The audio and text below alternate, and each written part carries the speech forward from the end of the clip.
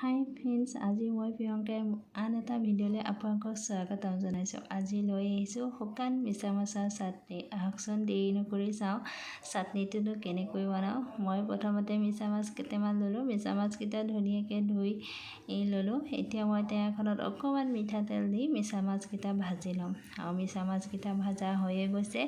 ইয়াতে মই এতিয়া নহৰু, জলকীয়া, আদা আৰু পিঁয়াজ দিম। দি ধুনীয়াকৈ এইখিনি লৰাই থাকিম। লৰাই লৈ অকণমান গৰম হ'ব দিম।